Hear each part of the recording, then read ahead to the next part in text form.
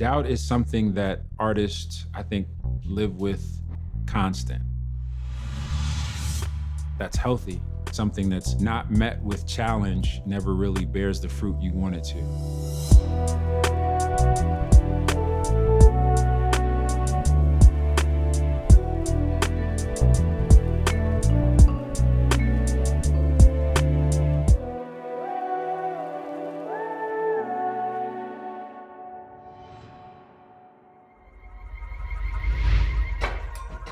In 2002, a Chicago native had an idea.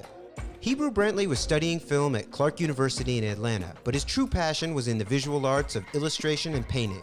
A chance encounter at a campus flea market saw him sell his first painting to none other than friend and classmate DJ Drama. Overnight, Brantley found his calling and traded in his camera for a canvas. In the 2 decades since, he's challenged the art world's conventions with both his work and his attitude, secured the respect of his peers, and created a pantheon of characters beloved by a legion of fans that includes notables like LeBron James, Chance the Rapper, and Michael B. Jordan. And when he's not elbow deep in a can of paint, Brantley still finds time to collaborate with brands like Adidas and even return to cinema, directing a short for Netflix. And it all started with one idea.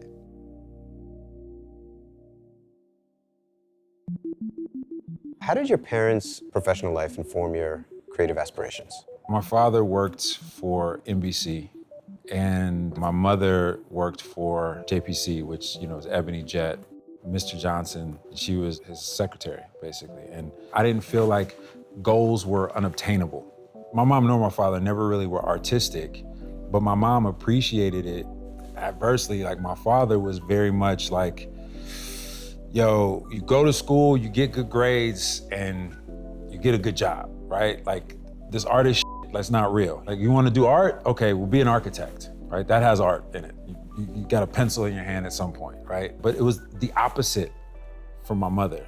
It was like, oh, you like art? Okay, well, let's find this. Hey, you ever heard of Basquiat? You ever heard of Warhol?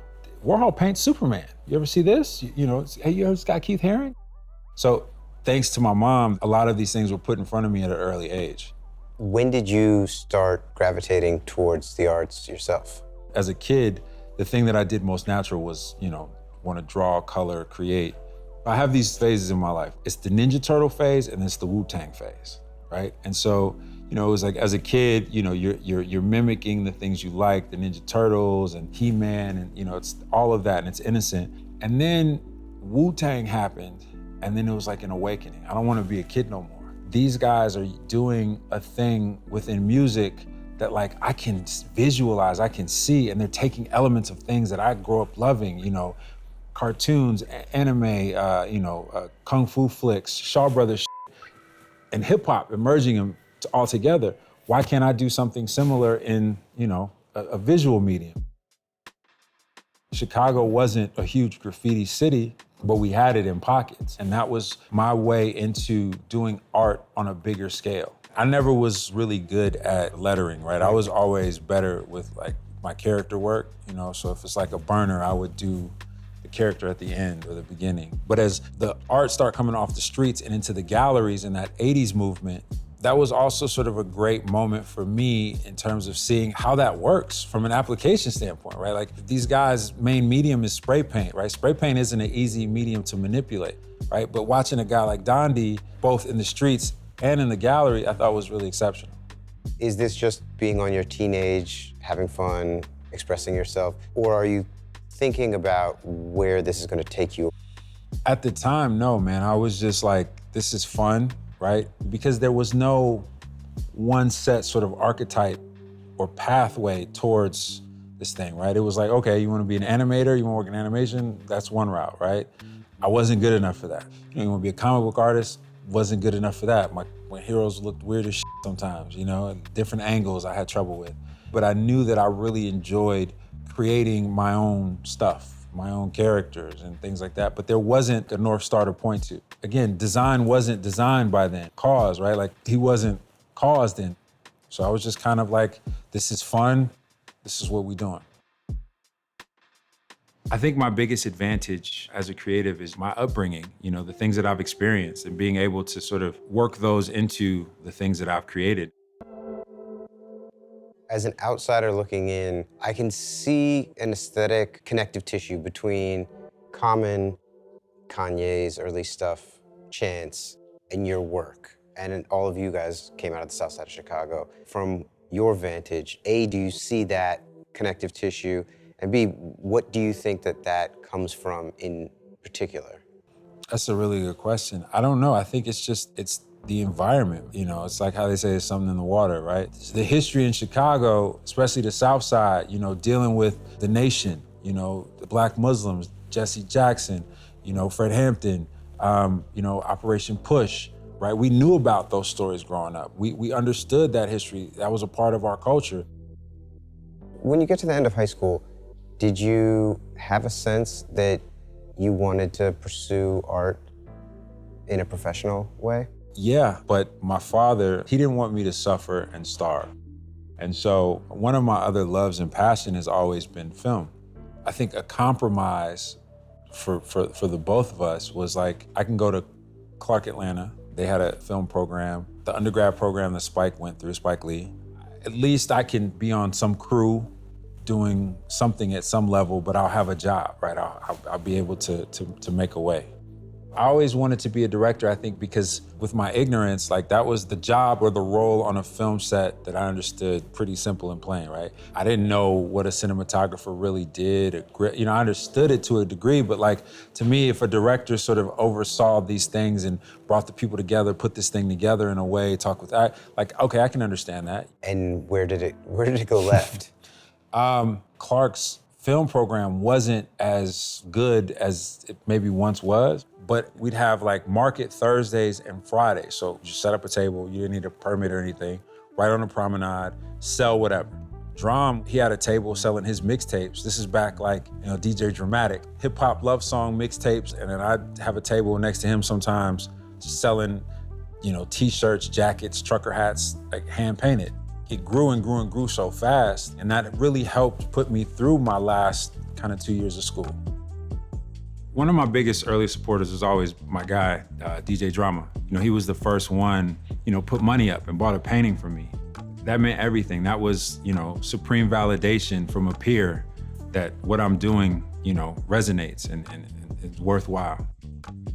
What year is this? This is like 97, 98. It was more towards my like end of my junior year into my senior year when I started working for different production companies and directors. Hip hop had moved from New York down south, and so more opportunity to get work on a crew. Obviously, they found out I could draw, so I would be kind of placed in that box, like doing storyboards, doing concept art for things. And that was cool, but it just got to a point where like, there was no real challenge to it. I was about to have my first kid. How am I gonna make money, right? I'm still in school. I was working a job at a restaurant, and it just so happened that the restaurant was right across the street from the art college in Atlanta. So a lot of the art students worked at the restaurant, and they found out I could draw, so they started inviting me over to the school. And dude, it like opened my eyes. I had never been to art school proper. So it opened my eyes and it was like, holy shit, this is how y'all have access to this 24/7. This is how y'all get down. And so I just started going as often as I could. Like I was living at the school to the point where like the staff, the janitorial staff, the security let me in, buzzed me in because they saw me over there all the time. They just assumed he goes here. You've got kids taking classes that are like, painting one, drawing one, and that's not their focus, right? So they don't give a shit about, painting supplies or something like that. So, at the end of the semester, they're cleaning out lockers. And it's all this surplus of like half-used supplies. I, pull the car up, take paintings, paint over them, like half-painted paintings, art supplies, big stacks of, paper and whatever. And that really helped fund my sort of art education. It wasn't like everything had to be a hit, right? I could miss, I could fail, and I didn't feel bad about it because I wasn't paying for it. Those 2 years became like my arts education. How do I know when to pivot? It's a feeling. You as the person, know instinctively or should know instinctively sort of what feels right to you in that moment. What were sort of the fundamental things that you walked away from that experience that you feel like have informed the decisions you made since? Just that I could do this, right? Like that there was something there beyond just a want.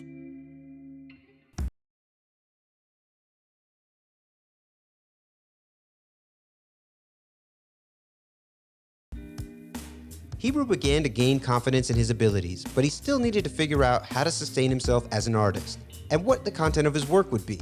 So he moved back to Chicago, reintegrated himself within his community, and searched for and eventually found his own visual language.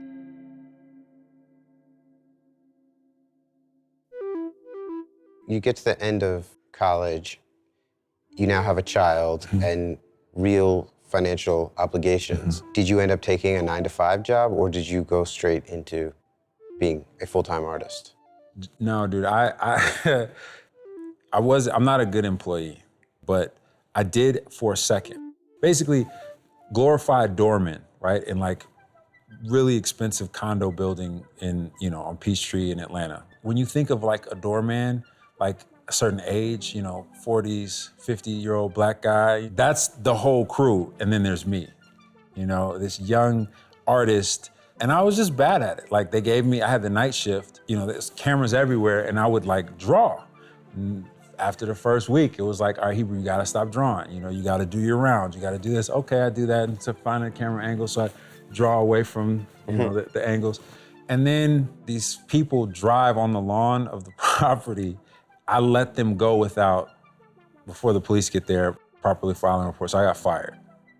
Like, I hated the job anyway, and I just got to a point where it's like, as long as I'm creating and making something, I'm good. And so the next series of things that I did were all sort of in that space, and then teaching myself Photoshop, right? Atlanta's 20 parties a week, 40 promoters that need flyers. All right, I can make these little ghetto flyers, put a little hot girl here, Photoshop her here with the champagne bottles and the car in the background, like No Limit album covers, right? Like, one, I'm hustling, but two, this is also keeping me in that space, right? And I'm learning something. It's not necessarily the art that I want to do, but I'm learning how to do all this stuff. Creating art takes a certain level of selfishness. Being a father takes a certain level of selflessness. How did you navigate that as you were trying to sort of cut your teeth and get these, your first sort of like foothold into the game? I was coming out of school. My son's mom was going back to school. And so like I would have him during the days, whenever he's got his head to a pillow, I'm in the living room painting. I'm grateful for her because I think that, she understood my ambition and supported it. I never really got from her about that. Again, like my mom was in full support, right? And I didn't really know. I'm just doing a thing, constantly. Did it create a sense of urgency? Oh, absolutely. Yeah, I can go another hour. I'll pass on that. I'm gonna stay here and I'm gonna do this. And so it absolutely did, but it also brought about another motivation, which I didn't realize, or another thing where like having him allowed me to go back to being a child in certain aspects. Like sitting watching SpongeBob and not feeling a way about it. And then being able to like, as parents do, like, you want to hip your kids to like the stuff you grew up on. You fall back in love with those things and, those moments when, you were that age and that level of nostalgia. And that really helped unlock something for me. It was like, this is the truest version of me, right? And what I've been doing up until this point creatively hasn't been the full version. I became less afraid to give that to, the world, so to speak, or put that out there. What was the path from there to getting your first show? Even with shows early on, I wasn't reliant on a gallery or a gallery owner or, any sort of institution. I would go to galleries, I'd go to shows, I'd talk with gallery owners. I didn't really like that world, right? We didn't speak the same language, Some of the they were talking about, I would try to remember keywords and go home like, what is this? What does that mean? The thing I did understand was the presentation fact. It's like, have something you want to show, put on a show, and you show it. You open the doors. The most intimidating thing for an artist is to come to a blank canvas. I'll take a marker, I'll take a charcoal pencil, and I'll kind of just make some marks. And usually what I start out doing is completely opposite of what the end result is. in that space of always wanting to grow, always wanting to try different things. This is sort of what has kind of come from that. One of my oldest friends is an artist named Fahamu Peku. Fahamu was like the first artist I knew that had sort of broken through. Fahamu wasn't the guy to be like, yeah, I did it, ha ha ha. Fahamu was like, man, I did it, come on, let's go. He opened the door to bring me into that world and that space. And I had spent all this other time, you know, just bubbling, cooking, learning, you know? And so when that opportunity came, I was ready. You knew how to paint and you knew how to make things, but figuring out the what or the why is, I think, probably the most challenging part for anyone, really, but a fine artist in particular. Sure. How did that sort of come into focus for you? At the time, you know, the perception of Black art was like, this is some shit we're gonna talk about, you know, the slave fields, right? The old times before I existed, before they existed. We're gonna do sort of like the jazz club scene, delve into some historical things and just sort of repurpose those memories, those moments. And that's kind of where things live. I came from the woman who worked for Johnson Publication, the first Black publication, pulling from that level of iconography, that level of Black history. You know, that was my understanding of my style at the time, but it didn't feel uniquely my own. There was still room for growth and development. I've been focused on and thinking about really heavily survival and, you know, the Black body, everything that's been happening throughout history, but more specifically the past couple of years. And like, what do you do? What can you do? And I think that the best thing that I can do as a visual artist and somebody with a platform is sort of, you know, constantly be ever present in talking about those things and those issues in my own way. What was that process of unlocking what you really wanted to say? Again, it was like a lot of trial and error, you know, creating these certain works, right? Again, like you have those ebony style pieces and some of them lean more into like figurative abstraction. And then I would have the character based stuff, a little skewed more towards, you know, animation and things like that. And I'm developing that language, you know, at the same time. And attention from an audience went quickly from that to being intrigued by, not fully invested in like, oh, we love this, but like, that's pretty dope, man. That feels like you. That feels like something you need to explore and try to unpack. How many years did that take? Third or fourth year out of school is when I really started to lean into the notion of like making something that felt like my own, you know? And that was also around the same time where like I had just moved back to Chicago. Not having seen a lot of these guys that I grew up with, not being around those people anymore, and them seeing me, seeing what I was up to, right? Letting them in on, you know, these are my ideas, these are my thoughts, really helped accelerate that growth. During this process that takes several years for you to arrive at what the world would ultimately know as Hebru Brantley's style, you are still having to provide for yourself, for your son. How successfully are you making ends meet during that period? Fairly. So at that time, I started teaching. I was teaching art at this spot on the South Side called Little Black Pearl, sort of an after-school thing. This was the first time I'm in an environment where like I have free reign over a studio. I can stay at this building as late as I want and get down, right? And so it allowed me freedom to stretch out. When you're not confined, you know, and you can breathe a little bit, some dope gonna happen. You know, going through my classes during the day, hanging around later at night, and just getting busy. Not only having that studio as a place to work in, but turning that studio into an actual piece of art. Going into the cafe, like, yeah, this wall is gross. Let's paint it. Go ahead, do a mural. Word? Okay, cool. All of these things is like, it's just strengthening my creativity and my understanding of my own voice. I felt confident enough from leaving that job to never having a job again. Right when I finally left the teaching job and going out on my own and doing my own thing, finally getting my first studio, making enough money to just survive off of the art. Like, my mom got sick. My mom had breast cancer. She beat it, went into remission, was fine, but it came back aggressive. In that process of her going to chemo and getting treatment, my stepfather finds out that he has pancreatic cancer. And so, you know, that's a death sentence. And so What I have going on in my life is not as important right now as what my mom has to deal with. And, you know, I'm waking up early, packing lunches, taking my brother and sister to school, picking them up from school, taking her to, to her treatments. And shortly after, again, finding all this out, my stepfather passes. My mom's health, it never came back. And so I'm raising my siblings at this point. And it became harder to paint. Right around that time, I had an opportunity to do my first solo show in Chicago. So I'm working at night every night, painting my ass off. I'm literally, dude, I'm down to like just a few shekels now in the bank account because I've already left the job, but this thing happened right after that.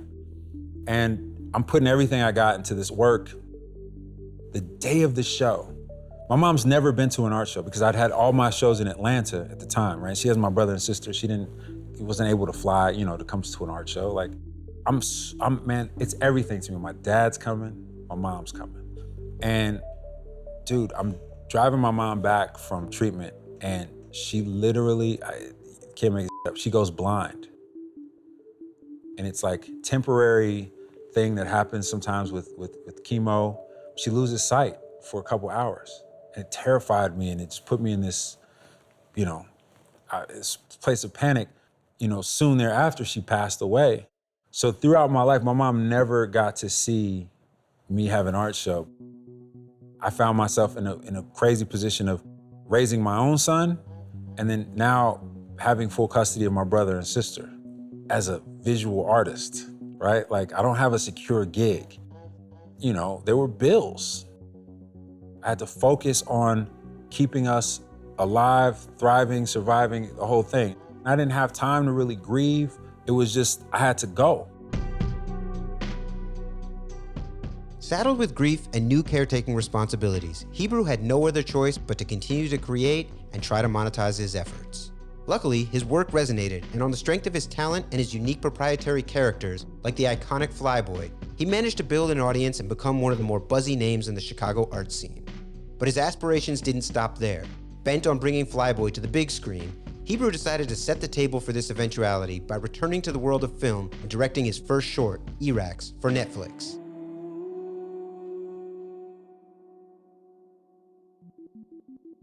I had to think of ways creatively to take what I had to make something else. I'm pestering folks. I'm doing whatever I can to just stay away from having to take a 9 to 5 to help us live. And 6 months, 7 months, 8 months, a year, it's actually starting to work. Damn, I got this opportunity. Y'all gonna pay me how much? To do what? Oh, hell yeah. I'll do that 3 times over for that. Once I kind of got into the flow, it just became the norm. Again, man, being lucky, right? Like meeting certain people that are like, man, I believe in what you're doing. Here's a studio space. I don't want nothing from you. Give me a painting every now and then, but here's a space. Luck is the supporting character in my story, honestly. Just from being able to, be born a creative and not necessarily just being able to do a thing, but have a vision. When did you paint your first pieces with the characters who I think we all most closely identify with you? The Flyboy, the Frog guys, like all of that. The early 2000s. I don't really even remember what the absolute definitive first painting was. I can remember the first series of works where like there was enough to call it a series. That to me was sort of always imagined as a one and done proposition.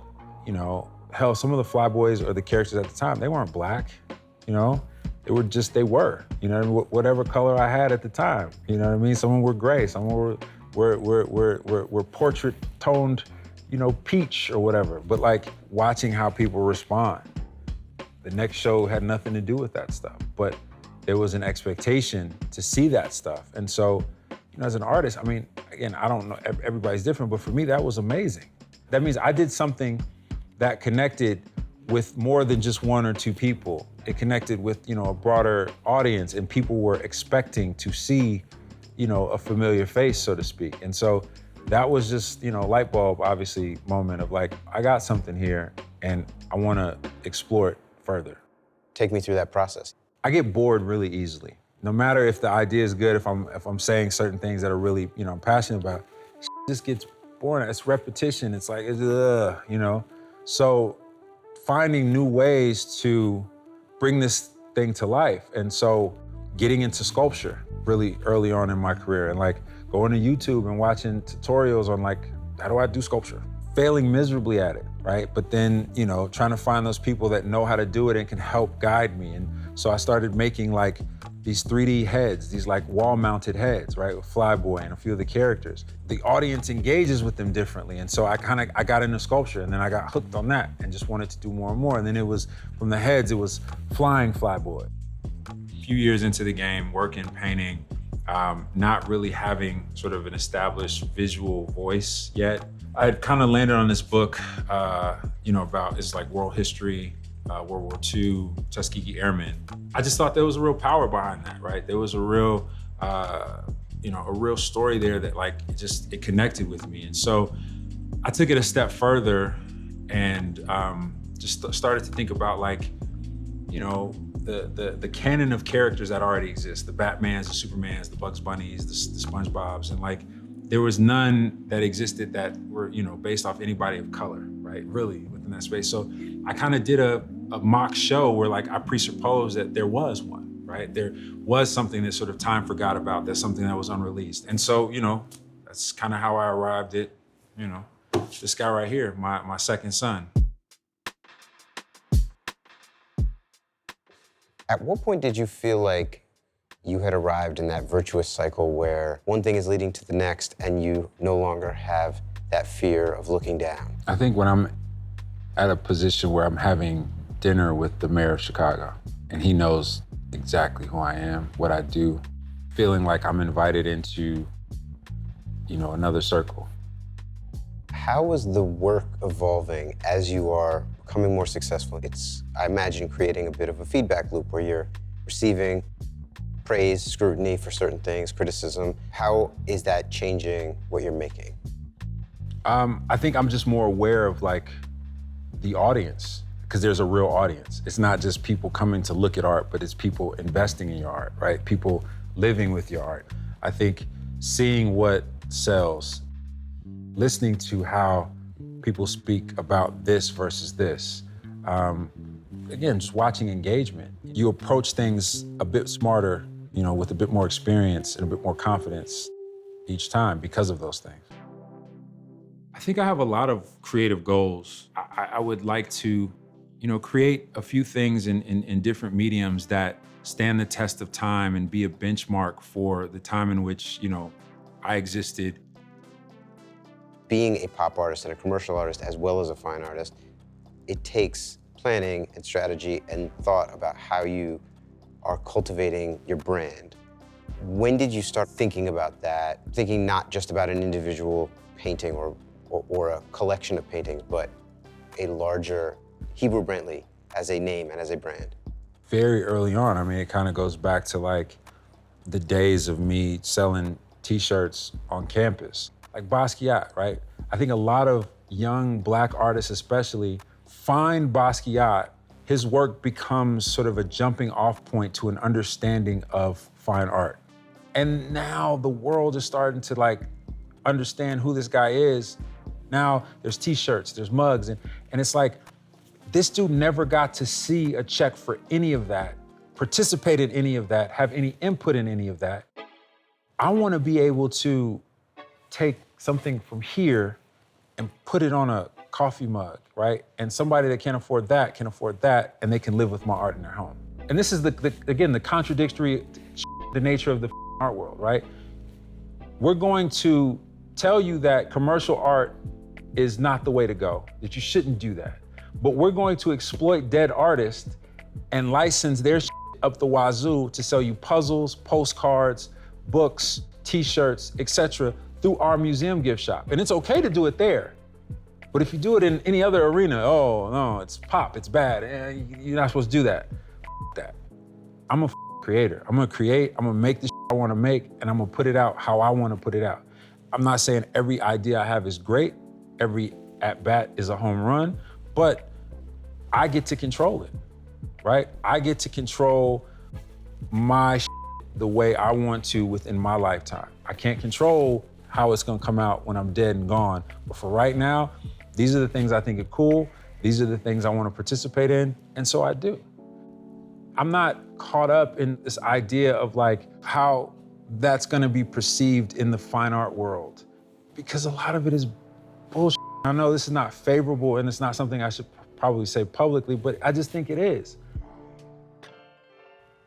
Our audience can be real fickle, meaning like not necessarily allow for change. And so for me, just trying to do it in a way where, I can slowly walk you along into another room and, before you know, oh, I'm in another room. This is actually cool too. I get this, I understand this. There was one moment where I had this studio. There's these Chinese artists that live in Chicago, obviously from China, the Zhao brothers. They had created a studio space for artists on the South Side in Bridgeport. I was like, man, I have to work in here. This environment is crazy, it's great. And so I got my first real studio, like that wasn't associated with work, that's where my studio space was. On the first floor, they had a gallery, huge gallery, but it was a gallery for masters. They would invite, a master marblist that, did these incredible marble statues, and that's what they would show. It was a complete disconnect with, obviously, the other tenants in the building, but, it brought in the folks, they sold work, etc. And so I kept bugging them, like, man, you need some young blood in here. It's like, no, it's a rule. I'm like, whose rule? It's like, it's our rule. It's like, well, rules can be broken, right? Like, and so over the course of like 6 months, 7 months, 8 months, they started seeing, like, we would have open studios, and they started seeing that, like, when it's time for everybody to leave, everybody's still back in my studio, looking at my stuff, talking. It's a movement. It's the energy's there. It's undeniable. And so I convinced them to give me a show, and they did. My first big solo show in a real gallery. That was like the first big Flyboy show. It was like publications, write-ups. The show was supposed to go for a month. It went for 2. The work sold out. But with that show, I not only just did the show, but exit through my gift shop. I got T-shirts. I've got little collectible figurines. I've got hats, hoodies, stickers, posters, prints, all of that. And like I sunk everything I had into that show, and it proved to be a success. At what point did Hollywood start coming and knocking on your door on potential adaptations of these characters? I'd say within like the past 5-6 years, right, where Michael B. Jordan had come to Chicago working on some film, but saw my art, connected with it, and just hit me on Instagram. And we started talking, and at this time, his stock is rising. I think he's about to do Creed, and it's like he's becoming, Michael B. Him having the connections here started to like throw my names around in meetings. It just allowed me to see that like I have something that can live beyond this space and potentially in another space. So people are kicking the tires on you to see what's up with your characters, but ironically, your first foray into Hollywood ends up being a live action short that you direct for Netflix. Yeah. Right? How did that happen? It was during the pandemic. I shot a few music videos for some friends and, sort of got the bug back and really wanted to do more. And I was gonna just shoot a little short film at the house, something I wanted to do with my daughter. I just introduced her to Gremlins. It was eye-opening for her, she's 7. I got a call from my agent that Netflix was doing this emerging filmmaker program. They wanted me to pitch a few ideas, and so I did, and one of them happened to be the idea that I was gonna do with my daughter, which was called Erax. They loved it, they wanted to do it, and we made it happen. Will we see Flyboy on the big screen anytime soon? We will. I don't know how soon, but I know it's coming. It's something that I've been working towards for a long time now, and I think that like opportunities are there and obviously growing. It's just about sort of aligning with the right one.